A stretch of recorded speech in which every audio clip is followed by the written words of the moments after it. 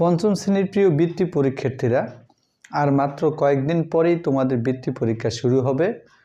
তোমাদের বৃত্তি পরীক্ষার জন্য বাংলা রচনার একটি সুপার সাজেশন নিয়ে আমি উপস্থিত হয়েছি।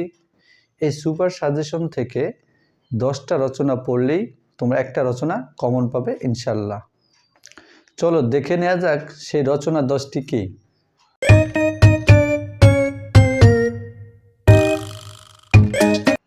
হ্যালো ভিউয়ার্স, তোমাদের জন্য রচনার যে সুপার সাজেশনটি আমি তৈরি করেছি, এই সুপার সাজেশনের তালিকার প্রথমে আমি রেখেছি আমাদের দেশ রচনাটি।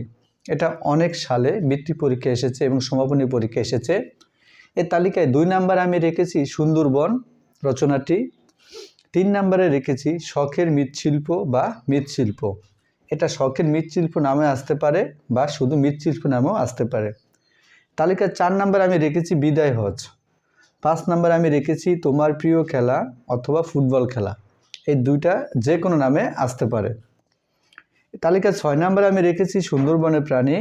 7 নম্বরে আছে একটি ঐতিহাসিক স্থান। 8 নম্বরে আছে বিজয় দিবস অথবা স্বাধীনতা দিবস। 9 নম্বরে আমি রেখেছি সময়ের মূল্য। 10 নম্বরে রেখেছি ছাত্র জীবনের দায়িত্ব কর্তব্য। এই 10টা রচনা ছাড়া এছাড়াও আমি 3টা রচনা রেখেছি, যে 3টা রচনা সাম্প্রতিক সময়ের সাথে মিল রয়েছে। এই রচনা 3টি হলো কি, জুলাই আন্দোলন 2024, 2 নম্বরে রেখেছি শীতকাল, 3 নম্বরে আছে স্মরণীয় যারা চিরদিন। এই 10টা রচনার পরে কেউ যদি আরেকটু ভালো প্রস্তুতি নিতে চাও তাহলে কিন্তু তারা এই 3টা রচনা তালিকায় রাখতে পারো।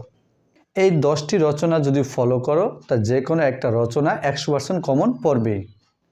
যদি আমার ক্লাসগুলো তোমাদের ভালো লাগে তাহলে অবশ্যই সবাই লাইক, কমেন্ট, শেয়ার এবং সাবস্ক্রাইব করে আমার চ্যানেলটির সাথে থাকবে। ধন্যবাদ সবাইকে।